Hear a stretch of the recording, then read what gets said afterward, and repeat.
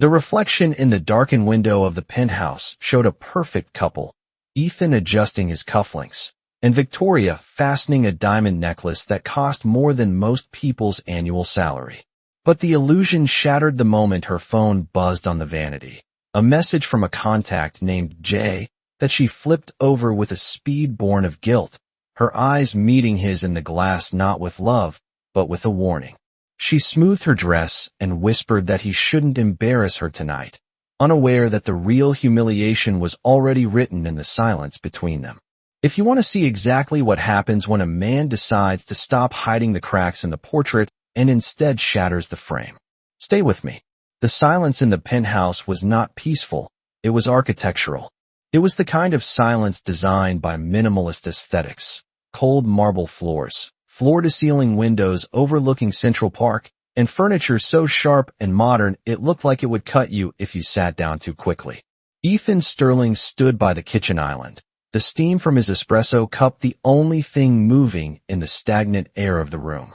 He watched his wife, Victoria, pacing the living room.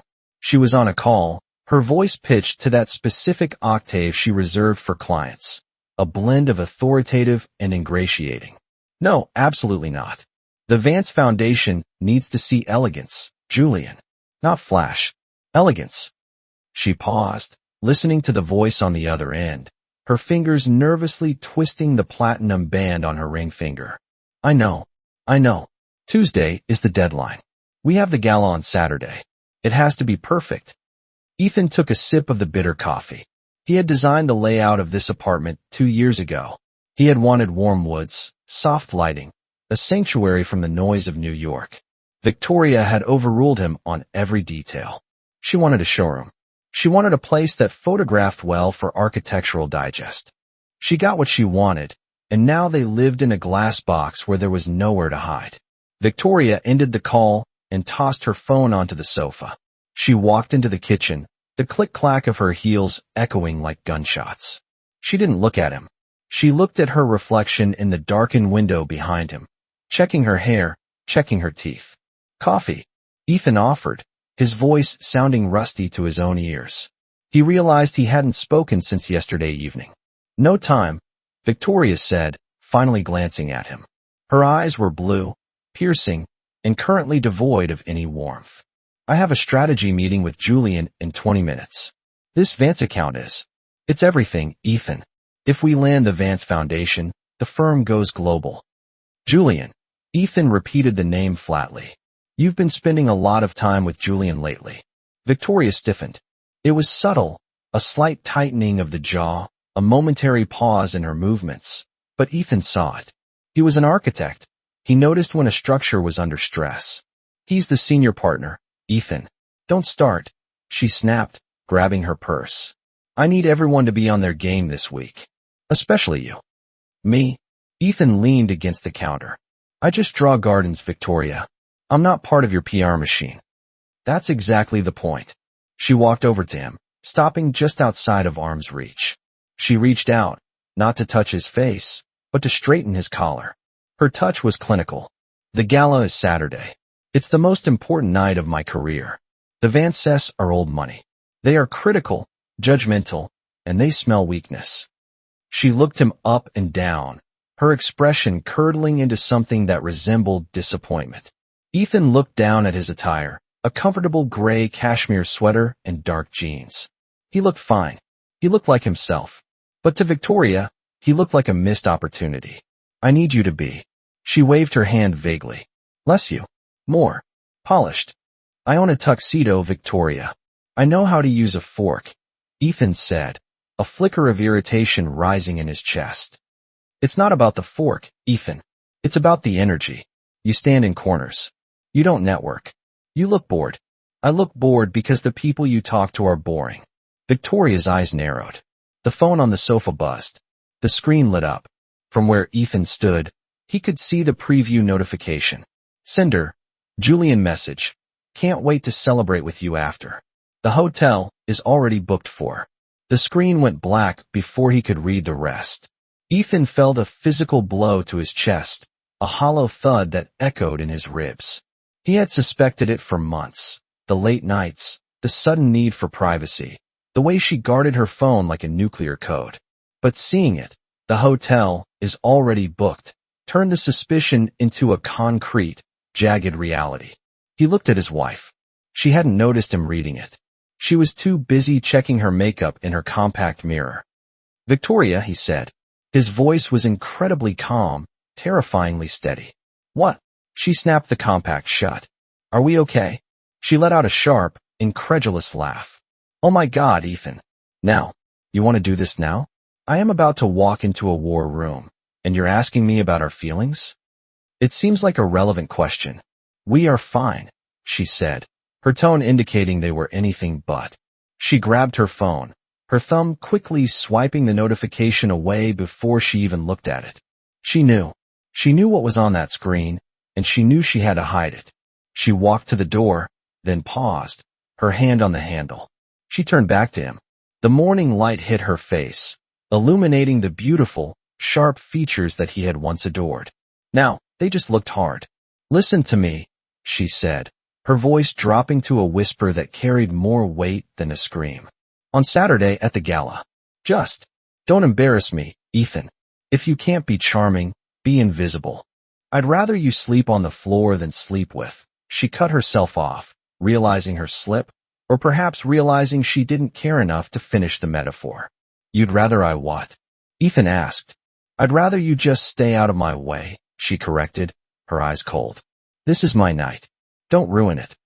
The door slammed shut. Ethan stood alone in the silence. The espresso machine gave a final hiss of steam. He looked at the door, then at the empty space she had left behind. "Don't embarrass me." He walked over to the window and looked down at the chaotic streets of Manhattan, 30 stories below. He watched a black town car pull away from the curb. He knew she was getting into it. He knew she was going to Julian. He wasn't going to embarrass her. That would be too easy. A scene, a scream, a drink thrown in a face. That was messy. That was beneath him. Ethan picked up his phone. He scrolled past Victoria's name. He scrolled past his office contacts. He stopped at a number he had saved 2 days ago, a number given to him by a very persistent assistant regarding a landscape consultation for a private estate in the Hamptons. Vance Estate, private line. He pressed call. "Hello." A voice answered. It wasn't an assistant. It was a young woman's voice, clear, slightly husky, and sounding entirely fed up with the world. "If this is about the catering, I swear to God, I will fire everyone." "It's not the catering," Ethan said, a small, genuine smile touching his lips for the first time that morning. "It's the architect. I think I can make the meeting this afternoon after all." The apartment was still breathless, holding the vacuum Victoria had left behind. Ethan didn't move from the window immediately.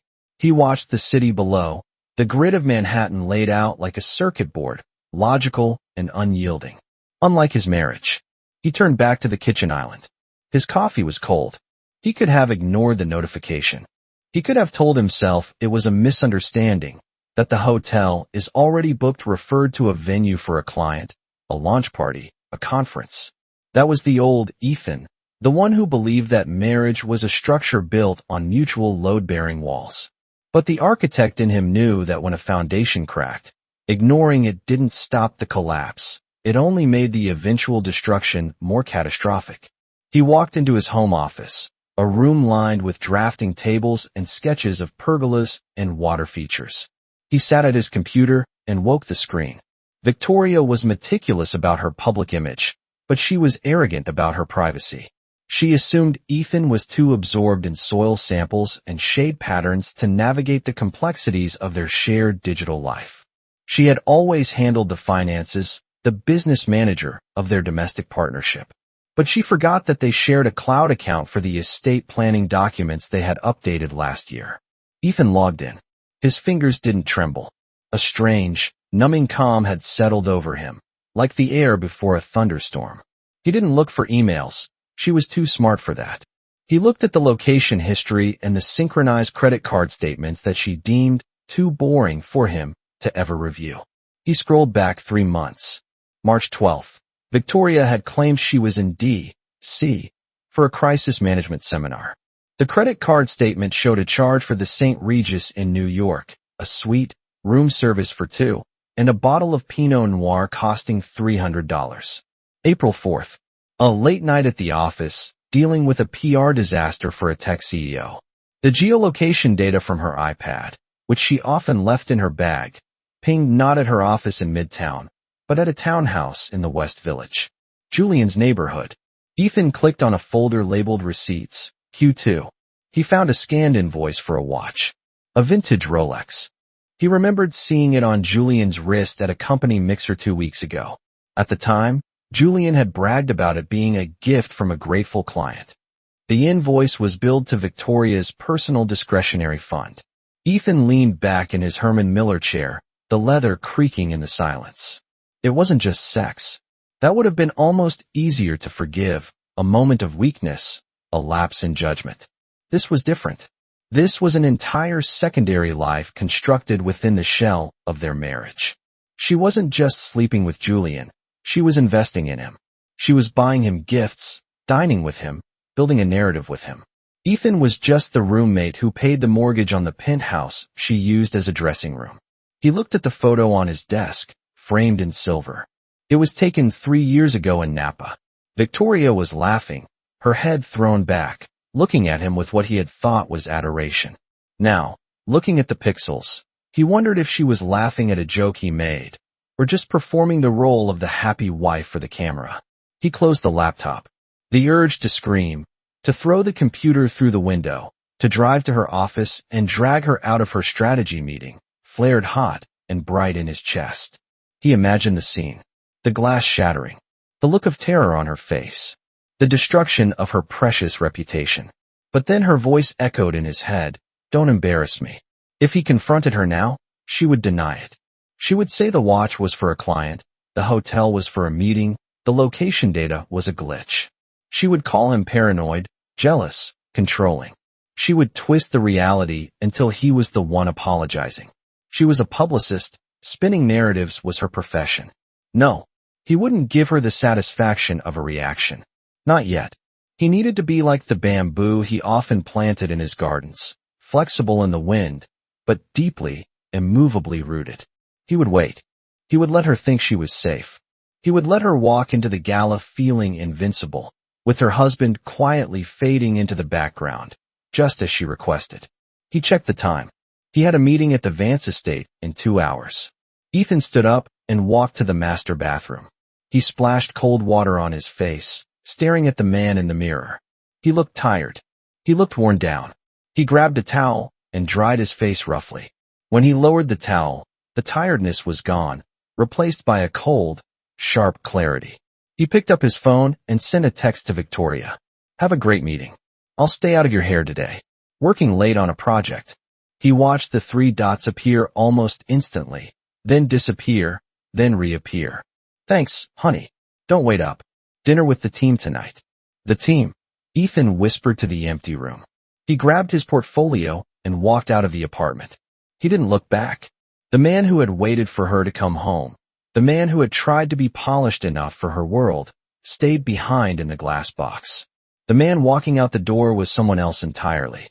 The drive to the Vance estate in the Hamptons usually took 3 hours, but Ethan made it in 2.5. He drove his vintage Land Rover with a mechanical focus, the hum of the engine drowning out the loop of Victoria's voice in his head. "Don't embarrass me." He pulled through the wrought iron gates, the gravel crunching beneath his tires. The estate was massive, a sprawling stone manor that whispered of gilded age money, the kind of wealth that didn't need to shout because it owned the silence. However, as Ethan parked near the service entrance, his professional eye immediately caught the neglect. The hedges were overgrown, the rhododendrons were choking the walkways, and the grand fountain in the center of the circular drive was dry, filled with dead leaves. It was a mess. It was perfect. He grabbed his sketchbook and a roll of blueprints, stepping out into the salt-tinged air. He expected a butler, or perhaps a property manager in a suit. "You're early," a voice called out. Ethan turned. Kneeling in a bed of aggressive weeds near the side of the house was a young woman. She was wearing oversized denim overalls smeared with mud, a faded t-shirt, and heavy work boots. Her hair was pulled back in a messy bun that was slowly losing its battle against gravity. "I'm Ethan Sterling," he said, adjusting his grip on his portfolio. "I have an appointment with Ms. Vance regarding the landscape renovation." The woman stood up, wiping her dirt-stained hands on her thighs, leaving streaks of dark earth on the denim. She looked him up and down, squinting against the sun. She couldn't have been more than 26. "I'm Clara," she said, extending a hand before realizing it was filthy. She retracted it with a dry chuckle. "Sorry, I decided to declare war on the ivy while waiting for you. The ivy is winning." Ethan blinked. This was Clara Vance, the daughter of Arthur Vance, the heiress to a pharmaceutical empire. She looked more like an art student pulling an all-nighter. "It's nice to meet you, Clara," Ethan said, skipping the handshake naturally. "The ivy is English heritage. It's stubborn. It's parasitic," she corrected, grabbing a bottle of water from the ground. "Come on, let me show you the disaster zone." She led him around the back of the estate. The grounds were vast, sloping down toward a private stretch of beach. But the layout was confused, a mishmash of French formal gardens from the 80s and neglected Italian statues that looked out of place against the Atlantic horizon. "My father wants to impress people," Clara said, kicking a loose cobblestone back into place. "He wants topiary. He wants perfectly manicured lawns that look like golf courses. He wants loud." "And what do you want?" Ethan asked. He opened his sketchbook, uncapping his pen. Clara stopped. She turned to look at the ocean, the wind catching the loose strands of her hair. For a moment, her playful demeanor vanished, replaced by a quiet heaviness that Ethan recognized. It was the look of someone who felt trapped in a life that was too big for them. "I want to breathe," she said softly. "I want a place where I can sit and not feel like I'm on a stage. I hate the galas. I hate the parties. I just want quiet. Can you build quiet, Mr. Sterling?" Ethan looked at her. He thought of his own apartment, the glass box in the sky, the cold marble, the woman who wanted him to be a prop. He looked at Clara, who was standing in the dirt, asking for the one thing he had been craving for years. He didn't speak. Instead, he flipped to a fresh page. His hand moved quickly, the charcoal sketching rough, sweeping lines. He drew not a formal garden, but a path winding through tall, ornamental grasses. He sketched a low stone wall covered in moss, a secluded bench sheltered by a weeping cherry tree, and a water feature that trickled rather than sprayed. A Japanese-inspired sanctuary that worked with the landscape, not against it. He tore the page out and handed it to her. Clara took the paper. She stared at it for a long time. When she looked up, her eyes were wide, surprised. "You listened," she said. "I'm a landscape architect, not a decorator." Ethan replied simply. "Nature doesn't like to be forced. It likes to be guided." Clara smiled. It wasn't the practiced, camera-ready smile Victoria used. It was small, genuine, and reached her eyes. "My father is going to hate it," she said, clutching the sketch to her chest. "He wants Versailles." "Your father isn't the one standing in the dirt fighting the ivy," Ethan said. "If this is for you, we build it for you." "He hired 3 firms before you," Clara warned, though there was a spark of conspiracy in her voice now. "They all tried to sell him fountains and gold statues. He fired them all." "I'm not trying to sell you anything," Ethan said, feeling a strange sense of relief washing over him. For the first time all day, he wasn't thinking about the text message, or Julian, or the hotel room. He was just here, in the moment. "I'm just telling you what the land wants." Clara nodded slowly. "Okay, let's do it. But you have to pitch it to him. And he's difficult." "I'm used to difficult people," Ethan said, a shadow crossing his face. Clara noticed the shift in his tone. She tilted her head slightly. "You look like you're carrying something heavy, Ethan." Ethan tightened his grip on his sketchbook. "Just a long week." "Well," Clara said, turning back toward the house. "You're safe here. The only things that judge you here are the seagulls." As he followed her back up the path, watching her stomp through the weeds in her boots, Ethan realized the irony. Victoria was killing herself to get into the Vance's good graces, to wear the right dress, to say the right things. And here he was, wearing old jeans, planting a garden of silence with the heiress, simply because he had listened when she spoke. Wednesday evening arrived with a deluge of rain that turned the city lights into smeared streaks of neon against the penthouse glass. Ethan sat in the living room, sketching on a tablet. The only sound was the hum of the refrigerator and the rhythmic tapping of Victoria's stylus on her iPad screen. She was sitting on the opposite sofa, surrounded by swatches of fabric and printed guest lists. She hadn't looked at him in 20 minutes. The air between them was thick, not with the comfortable silence of intimacy, but with the heavy, pressurized static of things left unsaid. "Ethan," she said, finally breaking the silence. She didn't look up. Yes. He didn't look up either. About Saturday. Ethan's hand paused over the screen. He carefully set the stylus down. He knew this was coming. He had sensed it in the way she had avoided his gaze during dinner, in the way she had flinched when he brushed past her in the hallway. "The gala," he said. "Right. The gala." Victoria finally looked at him. Her face was composed, her expression practiced.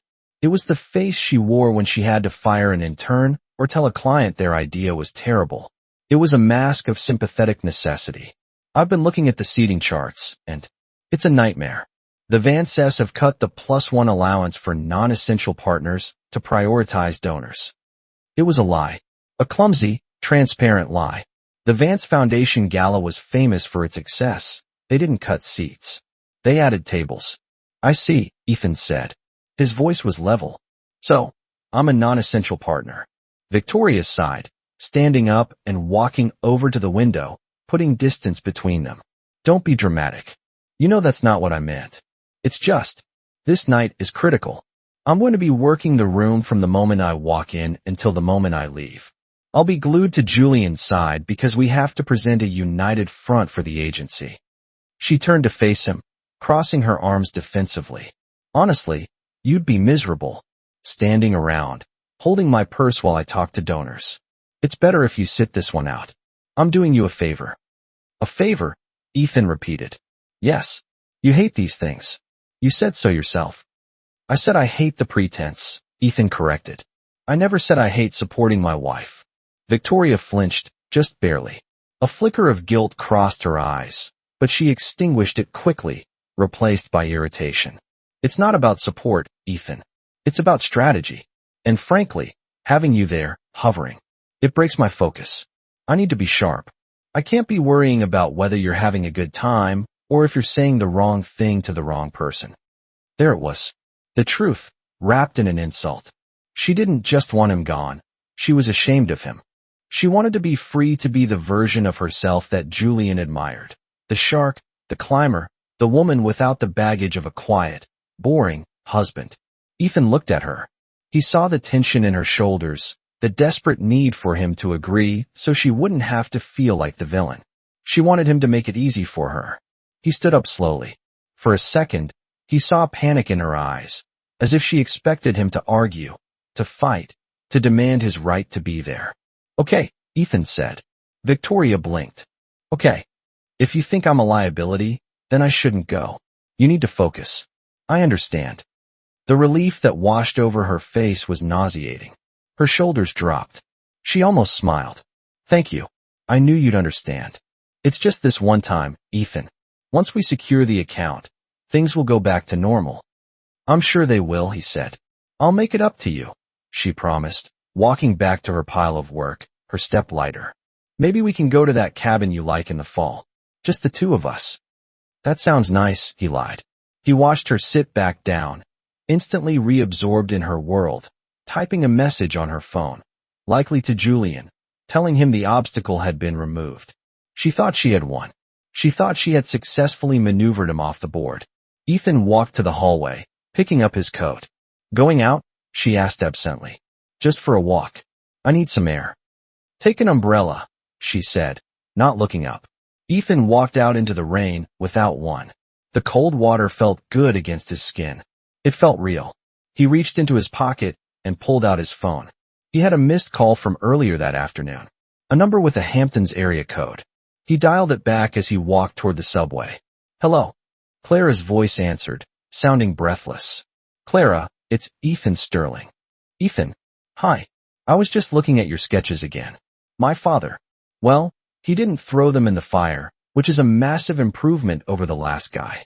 That's a start, Ethan said, watching the rain hit the pavement.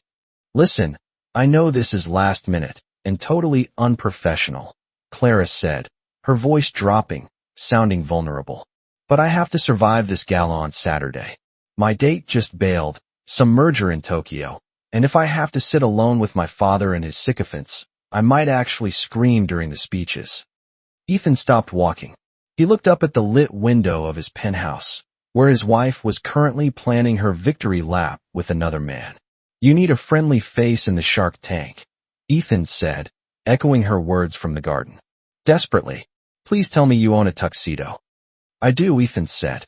A dark, cold smile touched his lips. And as it turns out, my schedule for Saturday just cleared up.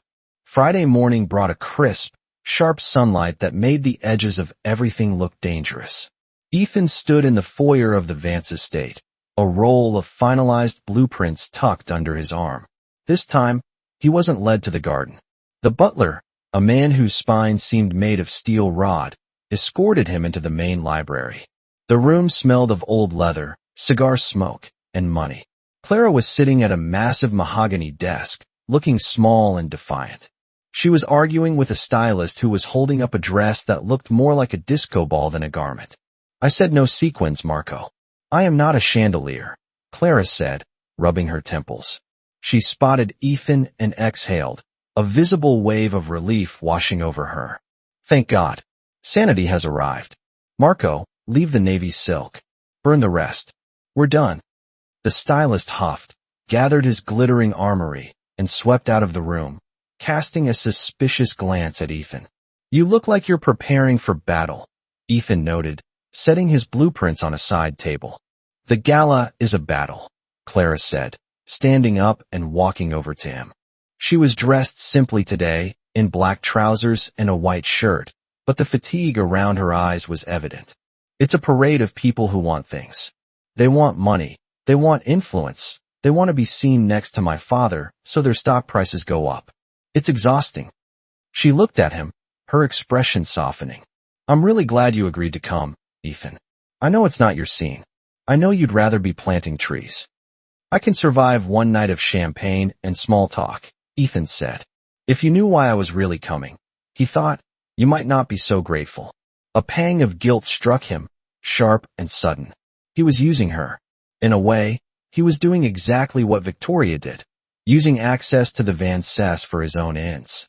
But then he remembered the text. The hotel is already booked. He remembered Victoria's dismissal. I'd rather you sleep on the floor. Here, Clara said, pulling a heavy, cream-colored envelope from the desk drawer. She handed it to him. It was heavy stock, embossed with gold leaf.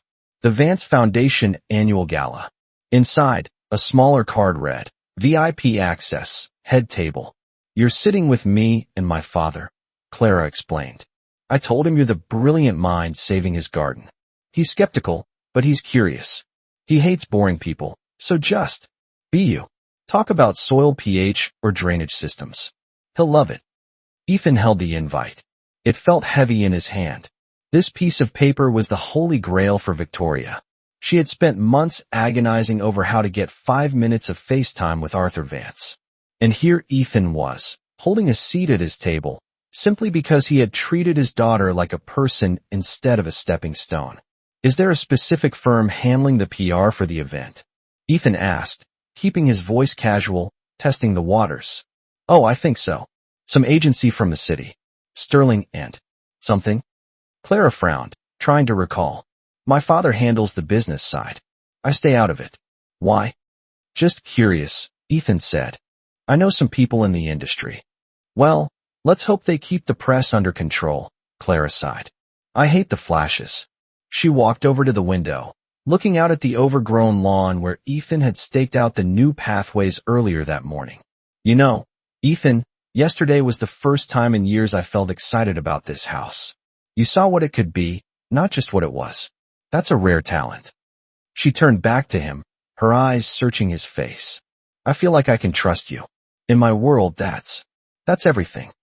Ethan looked at the genuine hope in her eyes, and the guilt receded, replaced by a strange resolve.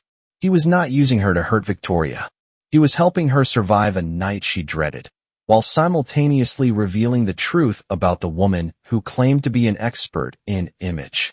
Victoria was a master of surfaces. Clara was desperate for depth. It was only fitting that they would collide. "I won't let you down, Clara," Ethan said quietly. "I know," she smiled. "Black tie. 7 p.m. Don't be late. The sharks start circling early." Ethan drove back to the city with the envelope on the passenger seat. He stopped at his tailor on 57th Street. He hadn't worn his tuxedo in 2 years, not since a charity dinner where Victoria had spent the entire night flirting with a potential client while Ethan held her clutch. The tailor, an old Italian man who knew the secrets of half the men in Manhattan, measured him quickly. "You lost weight, Mr. Sterling," the tailor murmured, pinning the waist. "Stress," Ethan said. "Stress makes the suit hang loose. Confidence fills it out," the tailor said, stepping back. "Where is the event? The Met? The Guggenheim?" "The Plaza," Ethan said. "The Vance Gala." The tailor whistled low. "The big league. You need to look sharp." "For the wife?" Ethan looked at himself in the trifold mirror. He saw the lines of worry that had etched themselves around his eyes over the last few months. But he also saw something else. A straightening of the spine. A refusal to be invisible any longer. "No," Ethan said, adjusting his cuffs. "For myself." That night, the apartment was empty. Victoria had texted that she was staying at a hotel near the venue to oversee the setup early Saturday morning. Another lie. Or maybe a half-truth. It didn't matter anymore. Ethan hung the freshly pressed tuxedo on the outside of the closet door. He placed the heavy cream envelope on the dresser next to his cufflinks. Everything was ready. The stage was set. He went to sleep in the middle of the king-sized bed, and for the first time in months, he didn't dream of her. The grand ballroom of the Plaza Hotel was a galaxy of crystal and gold. The air was perfumed with thousands of white hydrangeas and the expensive, powdery scent of old money. Outside, the flashbulbs popped like lightning in a bottle, a rhythmic strobe illuminating the steady stream of limousines delivering Manhattan's elite to the red carpet. Victoria Sterling felt electric. She stood near the entrance of the ballroom, holding a glass of champagne she didn't intend to drink.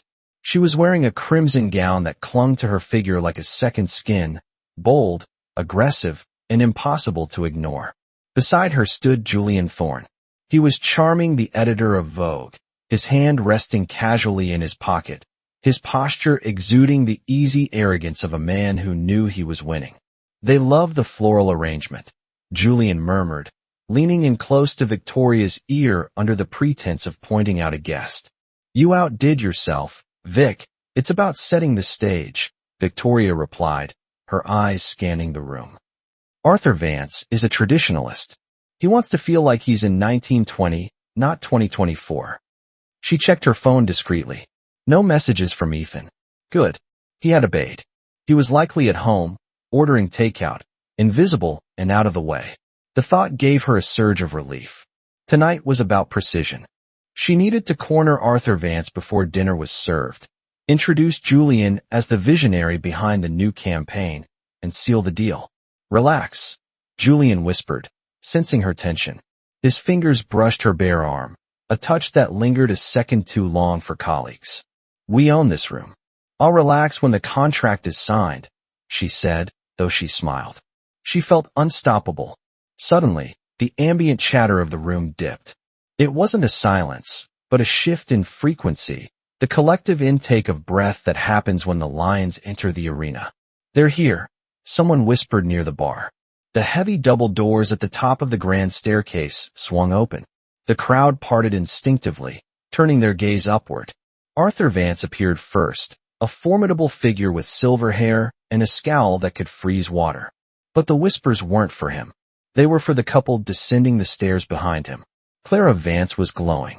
The heiress, known for avoiding the spotlight, looked radiant in a deep midnight blue gown that shimmered with every step. But she wasn't walking alone. Her hand was resting on the arm of a man in a tuxedo cut so perfectly it looked like it had been sculpted from shadow. Victoria squinted against the glare of the chandeliers. She knew that walk. She knew the tilt of those shoulders. But the context was so impossible, so jarringly wrong, that her brain refused to process the visual data. The man turned his head to say something to Clara, and a smile broke across his face. Confident, easy, devastatingly handsome. It was Ethan. Victoria's glass slipped in her fingers, tilting just enough to spill a drop of cold champagne onto her wrist. "Who is that with the Vance girl?" Julian asked, squinting. "He looks familiar." "It's—" Victoria's voice failed. Her throat felt like it was filled with sand. Ethan reached the bottom of the stairs. He didn't look like the landscape architect who tracked mud into her foyer. He didn't look like the husband she had scolded in the kitchen 3 days ago. He looked like he owned the hotel. He guided Clara through the parting sea of onlookers with a protective, gentlemanly grace that made every other man in the room look unrefined. Photographers scrambled, sensing the fresh narrative. Who was the mystery man with the recluse heiress? Flashbulbs erupted, bathing Ethan and Clara in white light. Ethan didn't flinch. He whispered something to Clara that made her laugh. A genuine, head-thrown-back laugh that Victoria hadn't seen on anyone in this room all night. Is that your husband?" Julian asked, his voice losing its smooth, baritone edge. Victoria couldn't answer. She felt a cold flush creeping up her neck. This was impossible. He was supposed to be at home. He was supposed to be non-essential. As if feeling the weight of her stare, Ethan looked up. His eyes scanned the crowd, bypassing the models, the bankers, and the politicians. They locked onto Victoria. Time seemed to stretch. Victoria waited for the apology in his eyes. She waited for the look of guilt, the sheepishness of being caught where he didn't belong. But there was none of that. Ethan looked at her with a calm, absolute indifference. It was the look one gives a stranger across a crowded subway platform. He held her gaze for 1 heartbeat, 2, 3, and then, deliberately, he turned back to Clara, offering her his arm to lead her toward the VIP tables. The tables that were roped off. The tables Victoria couldn't access. "I thought you said he wasn't coming," Julian hissed, the charm evaporating from his face. "I thought you said you handled him." "I did," Victoria whispered, her hands trembling. "I told him not to embarrass me." She watched Ethan pull out a chair for the billionaire's daughter, seating her at the right hand of Arthur Vance. "Well," Julian said, taking a step back, distancing himself from the sudden chill radiating off her. It looks like he didn't listen. The dinner service began with the synchronized placement of 300 porcelain plates, a soft, rhythmic clatter that usually sounded like music to Victoria's ears. Tonight, it sounded like a countdown. She was seated at table 14. In any other context, table 14 would be respectable, close to the center, good sightlines of the stage, surrounded by mid-tier donors and junior partners. But it was not table 1. It was not the head table. From her seat, Victoria had a direct, unobstructed view of her failure. The head table was elevated slightly on a dais, bathed in warmer, softer light than the rest of the room. There, Ethan sat between Clara Vance and her father, Arthur. "He's laughing," Julian said, stabbing his fork into his appetizer with unnecessary force. "Look at him. Arthur Vance is laughing." Victoria looked. It was true. Arthur Vance, a man known for his icy demeanor and hatred of small talk, was leaning back in his chair, a genuine grin creasing his weathered face. Ethan was speaking, gesturing slightly with one hand, not the frantic, wide gestures of a salesman, but the calm, measured movements of a man explaining a concept he loved. "I need to get over there," Victoria murmured. "I need to say hello.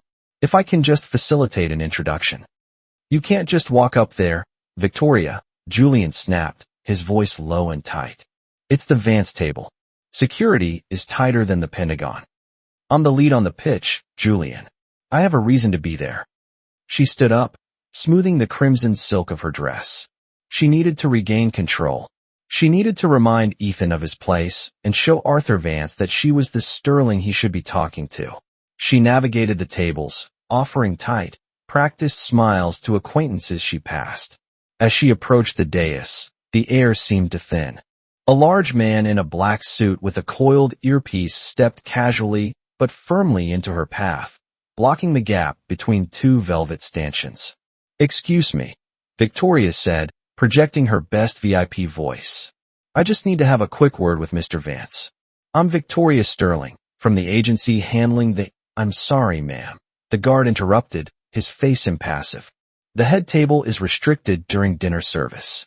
Mr. Vance has requested no interruptions." "I'm not an interruption," she hissed, her smile straining. "I'm his wife." She pointed past the guard's shoulder at Ethan. The guard glanced back, then returned his gaze to her. "Mr. Sterling is a guest of Ms. Vance. Unless you are on the dais seating chart, I can't let you through." Victoria felt the blood drain from her face. Mr. Sterling is a guest. She was the wife of the guest. She was the plus one. She looked past the guard. She was close enough now to hear snippets of the conversation. "The soil acidity is the issue with the hydrangeas, Arthur," Ethan was saying, his voice carrying clearly in a lull of the music. "You're fighting the salt air. If we switch to native ornamental grasses and structure the hardscape around the wind patterns, you get the drama without the maintenance." Arthur Vance nodded, looking at Ethan with intense interest. "And the Japanese maple? Clara said you wanted to save it." "It's the anchor of the East Garden," Ethan replied. "It's been there 50 years. You don't tear down history, you build a frame for it." Clara was watching Ethan with a look that made Victoria's stomach turn. It wasn't just attraction, it was respect. It was the look of a woman who had finally found someone who spoke her language. Victoria stood frozen by the velvet rope. She was close enough to touch Ethan's shoulder if she reached out, but he hadn't looked at her once. He was drinking a glass of vintage Bordeaux, the kind that cost $1,000 a bottle, and looking completely at ease. He wasn't embarrassing her. He was erasing her. "Ma'am," the guard said, his tone indicating she should move along. Victoria took a step back, her heel catching on the carpet. She stumbled slightly, catching herself on the back of a chair. A few people at the nearby tables turned to look. She saw pity in their eyes. Poor woman, trying so hard. She turned and walked back to table 14, her legs feeling heavy. When she sat down, Julian was typing furiously on his phone under the table. "What are you doing?" she asked, her voice trembling. "Checking the contract clauses," Julian muttered, not looking at her. "If Vance is bonding with your husband, and your husband hates us, I need to know our exposure." "He doesn't hate us," Victoria said, though the words tasted like ash. He's playing a game." "Well, he's winning," Julian said, finally looking at her with cold, dead eyes. "And you look desperate, Victoria. Stop staring at them." But she couldn't stop. She watched Ethan slice his steak. She watched him raise his glass to toast Clara. She watched the life she had been clawing for, the access, the respect, the effortless power, being handed to the man she had planned to leave behind. For the first time in her life, Victoria Sterling realized she wasn't the protagonist of the story. She was just the spectator in the cheap seats. The dinner speeches concluded with a polite ripple of applause. As the orchestra began a slow jazz standard, the heavy doors to the terrace were propped open, allowing the cool October air to mix with the stifling heat of the ballroom. Ethan excused himself from the head table. Clara had been pulled away by a senator's wife, and Arthur Vance was deep in conversation with a board member. Ethan needed a moment of silence. The performance was exhausting, not because it was difficult, but because it was so easy. Fitting into this world was simple when you didn't want anything from it. He walked out onto the stone terrace. It was empty, save for a few smokers huddled in the far corner. The city skyline was a wall of light in the distance, indifferent and beautiful. He walked to the stone balustrade, resting his hands on the cold masonry. He took a deep breath, the crisp air filling his lungs. "What the hell do you think you are doing?" The voice was a hiss, sharp and close. Ethan didn't turn around. He didn't need to. He recognized the cadence of that anger anywhere. Victoria stepped into his peripheral vision. Her composure had cracked. Her hair was slightly out of place, and her eyes were wide with a mixture of rage and panic. She looked around to ensure they were alone, then moved closer, invading his personal space. "You are humiliating me," she whispered, her voice trembling. I told you to stay home. I told you this night was crucial. And you show up here? With her? Are you trying to destroy my career? Ethan finally turned. He leaned back against the balustrade, crossing his arms over his chest. He looked at her not with anger, but with a clinical curiosity. I'm not doing anything, Victoria, he said calmly. I was invited. I accepted. I'm having a drink. Don't play dumb with me, she snapped, grabbing his arm. Her fingers dug into his tuxedo jacket. You manipulated Clara Vance. You weaseled your way in here to spite me.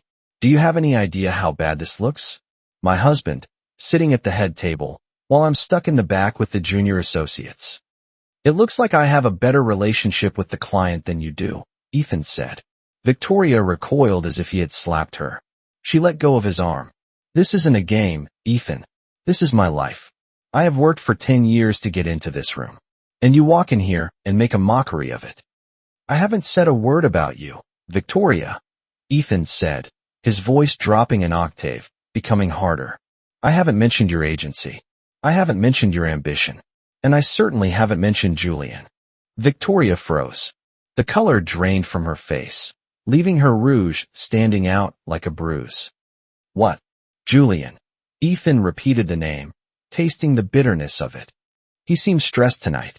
Maybe he's worried about the bill for the suite at the St. Regis. Or maybe he's just missing that vintage Rolex you bought him. The silence that followed was absolute. The noise of the party inside, the clinking glasses, the laughter, the music, faded into a distant hum. Victoria's mouth opened, then closed. Her eyes darted back and forth, searching his face for a sign that he was bluffing. But Ethan's face was a map of certainty.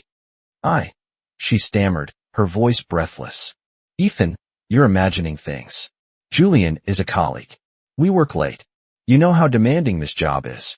Stop, Ethan said. It wasn't a shout, but it stopped her dead. Just stop. I saw the texts, Victoria. I saw the credit card statements. I know about the hotel tonight. The hotel is already booked. Isn't that what he wrote? Victoria took a step back, hitting the stone railing. Her confident, aggressive posture collapsed. She looked small. She looked caught. Ethan, please, she whispered, her eyes suddenly filling with tears. It's complicated. It's not what you think. I was going to tell you, but we've been so distant, and the pressure. The pressure, Ethan scoffed, a dry, humorless sound. You told me not to embarrass you. You looked me in the eye 3 days ago and told me you'd rather I sleep on the floor. You weren't worried about the pressure, Victoria. You were worried I'd ruin your date. That's not true, she pleaded, reaching for his hand again. I love you. We can fix this. Just, please, don't make a scene. Not here. Not tonight. If Arthur Vance finds out we're fighting, if he sees us like this. I'm not fighting, Ethan said, pulling his hand away. I'm done fighting. I'm just waiting for the valet to bring the car. You're leaving? Hope flickered in her eyes. She thought he was retreating. She thought she had survived. No, Ethan said. I'm staying. Clara asked me to stay for the auction. But you? You look like you're about to fall apart. And that would be embarrassing. He straightened his jacket, brushing off the invisible spot where she had touched him. Go back inside, Victoria. Go stand next to Julian. Smile for the cameras. Pretend you're winning. Because tomorrow morning, you're going to need all the good press you can get. He turned his back on her and walked toward the glass doors, leaving her standing alone in the dark, shivering in her crimson dress. Victoria re-entered the ballroom, but the room felt different. The golden light seemed harsh, the laughter abrasive.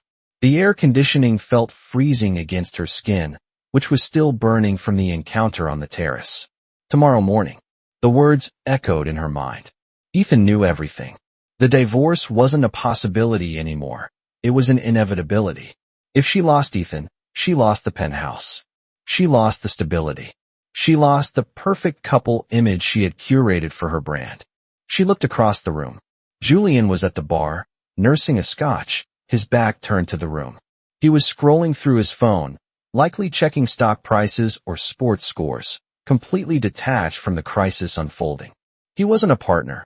He was a rat looking for a life raft. Victoria realized with terrifying clarity that she was alone. The only thing she had left The only thing that could justify the wreckage of her personal life was the Vance account. If she landed the foundation, the scandal wouldn't matter. Success was the ultimate bleach. It cleaned away all sins. She scanned the head table. The dinner service was clearing. Arthur Vance was standing up, shaking hands with a senator. He looked like he was preparing to leave, or perhaps retire to a private cigar room. Panic, cold and sharp, pierced her chest. If he left now, the window was closed. She didn't think. She moved. She walked past table 14 without stopping. She walked past the donors, past the minor celebrities. Her eyes were locked on Arthur Vance's gray suit. The security guard from earlier was distracted, speaking into his wrist microphone near the stage stairs. Victoria saw the opening and took it. She slipped past the velvet rope, her heels sinking into the plush carpet of the VIP section. Mr. Vance. Her voice was too loud. It cut through the ambient hum of the room like a dropped glass. Arthur Vance turned, his eyebrows knitting together in confusion. He was mid-sentence with the senator, a breach of protocol so severe that the people at the nearby tables stopped eating to watch. Ethan was standing next to Arthur. He saw Victoria approaching, her eyes wild, her smile fixed and brittle. He didn't move to intercept her. He simply stood still, his face unreadable, holding his glass of water. Mr. Vance, Victoria said, breathless, arriving at the table. She ignored the horrified look on the senator's face. I'm so sorry to interrupt, but I saw you were leaving, and I simply had to introduce myself properly. Victoria Sterling. Sterling and Thorne. Arthur Vance looked at her extended hand, then at her face. He didn't take the hand. Mrs. Sterling, Arthur said, his voice dry as parchment. I believe my office told yours that we would review proposals next week. I know. Victoria laughed, a high-pitched, nervous sound that grated on the ears. But I have some ideas for the international outreach program that I think are perfect for your vision. I didn't want you to miss the opportunity before the fiscal quarter closes. If we could just have 5 minutes. This is a charity gala, madam, Arthur said, his tone dropping to absolute zero. Not a flea market. We are here to raise money for pediatric oncology, not to solicit contracts. The silence in the immediate vicinity was deafening. Julian, who had turned around at the sound of the commotion, was now actively retreating toward the exit, pretending he didn't know her. I understand. Victoria pressed on, unable to stop herself, the desperation clawing at her throat. But my husband, Ethan, he's working on your gardens. We're a team. We understand the Vance aesthetic better than anyone. She looked at Ethan, pleading with her eyes for him to back her up. To save her. Just this once. Please. Arthur Vance turned to look at Ethan. Is this true, Ethan? Is this sales pitch endorsed by you? Ethan looked at his wife. He saw the sweat beading on her forehead. He saw the terror in her eyes. He saw the woman who had told him he was an embarrassment. He set his glass down on the table with a soft clink. Victoria and I have very different approaches to business, Arthur, Ethan said quietly. I'm here as Clara's guest. I can't speak for Sterling and Thorne. He disavowed her. He didn't attack her. He simply stepped out of the way and let gravity take over. Arthur Vance turned back to Victoria. The look of disdain on his face was absolute. It was the look of a king addressing a court jester who had overstepped. I think you should return to your table, Mrs. Sterling, Arthur said, before security escorts you out. You are disturbing my guests. Victoria stood frozen. The rejection was total. It wasn't just a no. It was a dismantling of her entire identity. She wasn't the power broker. She wasn't the elegant publicist. She was the desperate woman causing a scene.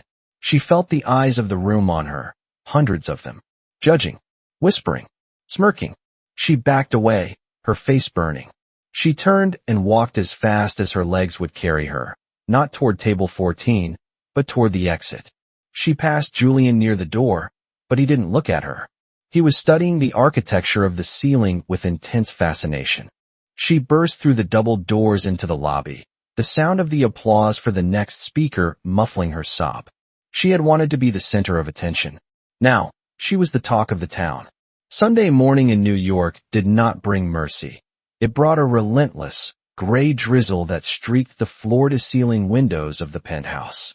Victoria woke up with a headache that throbbed behind her eyes, a physical manifestation of the shame that had followed her home from the plaza.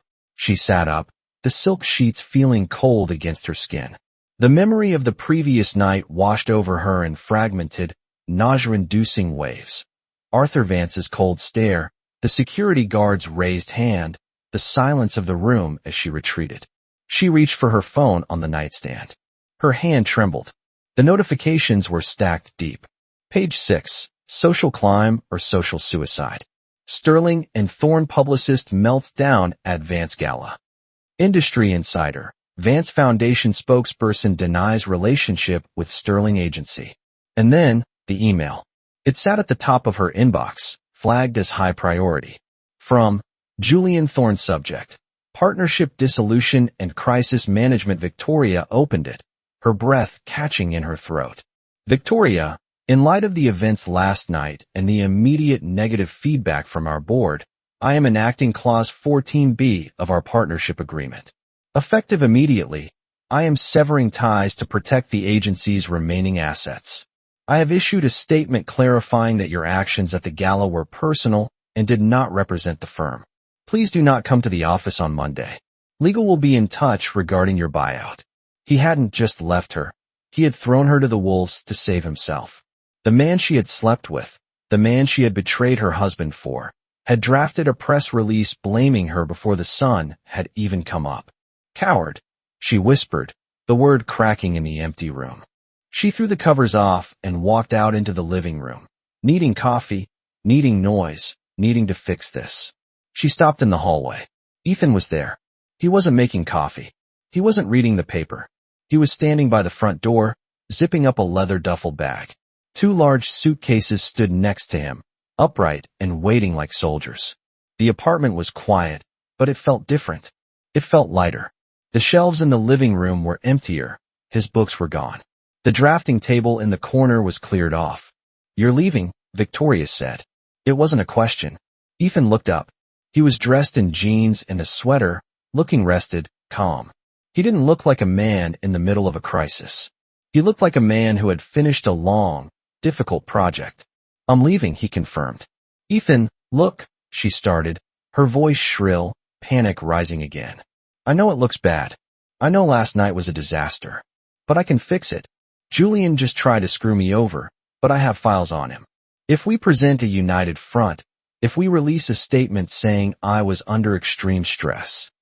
Victoria, Ethan said, cutting her off gently. I don't care. She stopped. What? I don't care about the agency. I don't care about Julian. I don't care about the statement. But our life, she stammered. The apartment. Everything we built. You built this, Ethan said, gesturing to the cold, modern room. I just lived in it. He picked up the duffel bag, slinging it over his shoulder.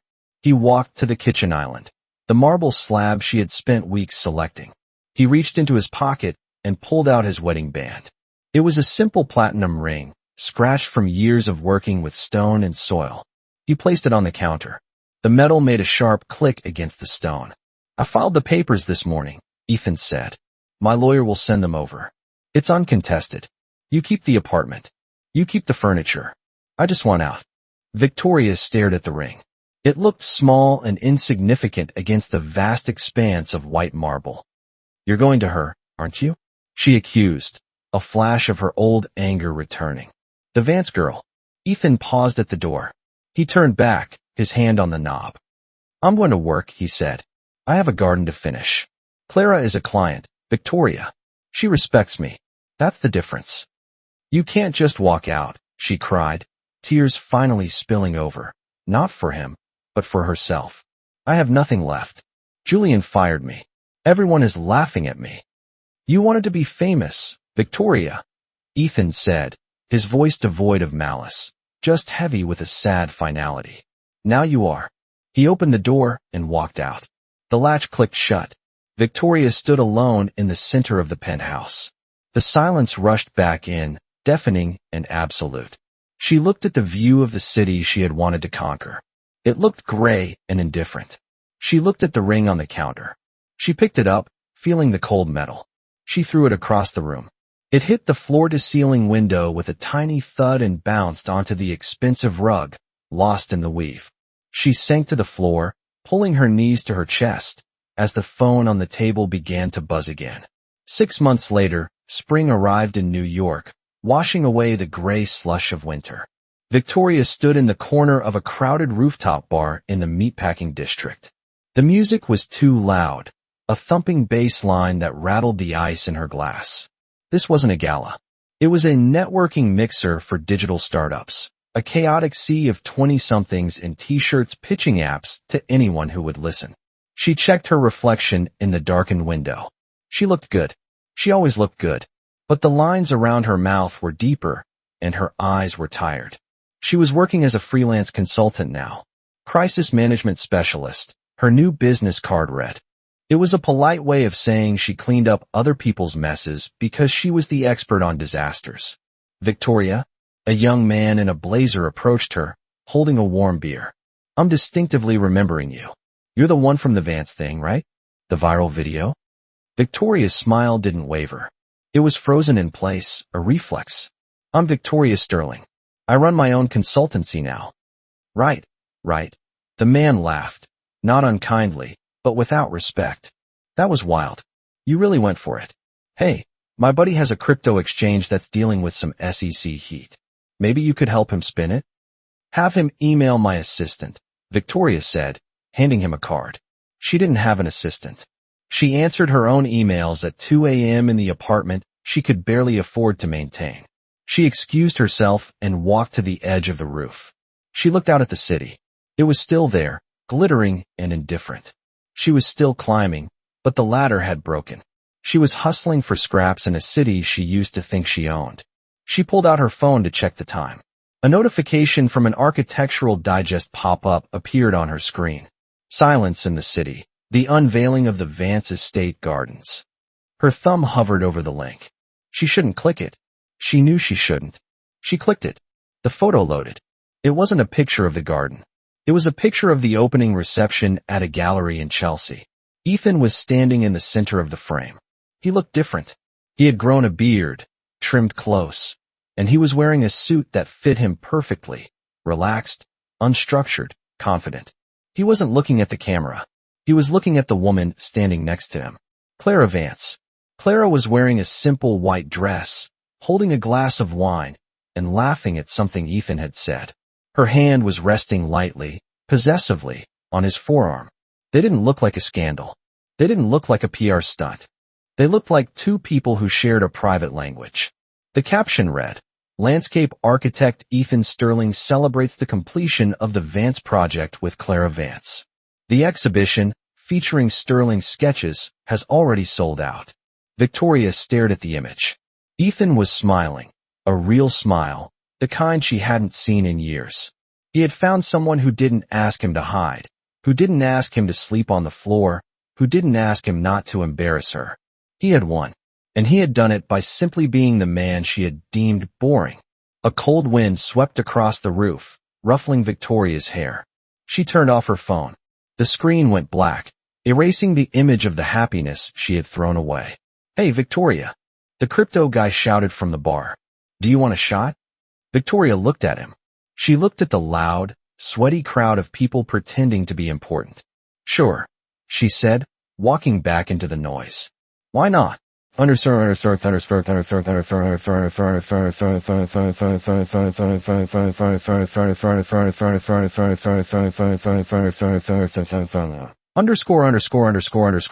_ 5 miles south, in the quiet gallery in Chelsea, the crowd was thinning out.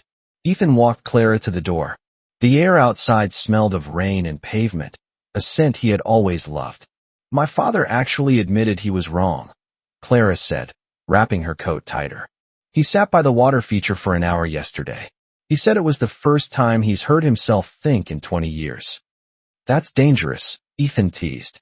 Letting Arthur Vance think. It's a miracle, Clara corrected. She looked up at him, her eyes bright. You did it, Ethan. You built the quiet. We built it, Ethan said. He looked down the street. A taxi was approaching, its yellow light a soft blur in the mist. He thought, for a fleeting second, of the penthouse uptown. The glass box. The pressure. The feeling of holding his breath for 5 years. He exhaled. Are you hungry? Clara asked. I know a place in the village. Terrible service, amazing pasta. No one will know who we are. Sounds perfect, Ethan said. He took her hand. They didn't wait for a limousine. They didn't look for photographers. They turned and walked down the street, two figures moving comfortably into the shadows, disappearing into the city that finally felt like home.